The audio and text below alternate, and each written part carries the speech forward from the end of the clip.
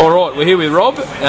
He's going to share a few of his thoughts with us about everything that's happened, from what's happened since April 22 and everything that's happened with our club. We're at the bench for the screening of Melbourne versus Manly. So, Rob, how you going? Very well, thanks. And yourself? I'm good, mate. I'm good. All right. Would you like to share what your thoughts are with everything that's happened?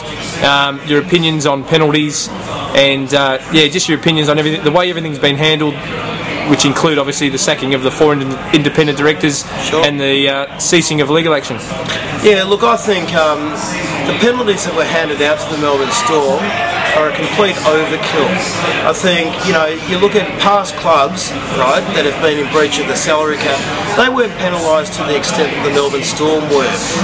Okay, you look at the Bulldogs, they lost all their points that they incurred in the season prior to, being, in breach of the salary cap, and they were allowed to accrue points for the rest of that season.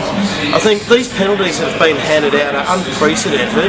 I think they're very harsh, and I think they've been handed out in a very draconian manner. What do you think, with everything happening with the 4 independent directors being Dr. Moody, Mr. Maher, Mr. Ryan and Ms. Fawcett, what did you think when they were sacked and consequently the court action basically coming to an end?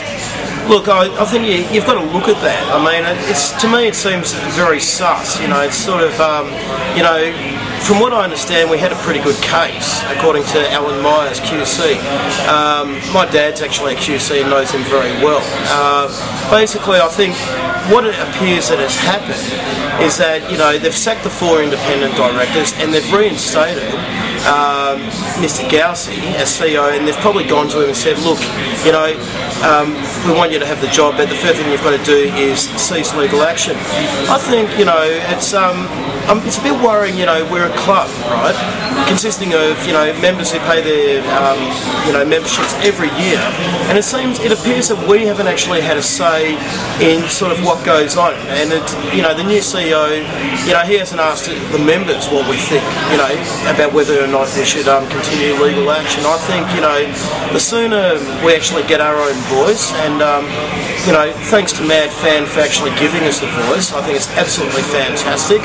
The sooner News Limited get out and we actually, someone else buys it and the members have more of a say, and we can, get money for the club through things like the League Club here tonight, I think it'd be absolutely fantastic. But in terms of Mr. Gowsey being instated, I think, I'm not doubting his credentials from what he's done in the past, in IT, etc. But I think, I'm a bit worried that he might turn out to be another sort of puppet for News Limited. They're sort of basically calling the shots and dictating how they want the club run, and I disagree with that. Right, so in 2012, when the new TV rights deals are likely to be signed off and delivered, yep, News Limited most likely will bail and give the control over to someone who actually wants to buy it. Obviously, that will be someone passionate about the Storm. How do you think the team, the supporters, and the coaching staff will go for the next 2 years, knowing that they've got an owner that really don't value their football club?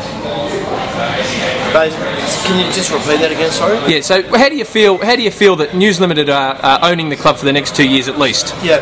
How do you think the players, the supporters and the coaching staff are going to handle knowing that the fact that the club that they love so much is owned by someone who really doesn't value them as much as they probably should? Yeah, look, I don't think it's really. I don't think the way we think about News Limited at the moment. I mean, we already know that they're pretty sort of draconian sort of an outfit. I don't think we already know that there's a lot of shady business going on, and I don't think it's going to change just basically knowing that they're going to get out in the next 2 years. I mean, it's sort of like there's too much of a conflict of interest, and I think we all share the same thoughts, or the majority of us, and I think that will continue. Okay, now obviously this Deloitte's report has been done and completed. Yep. 33 pages have been kept sealed.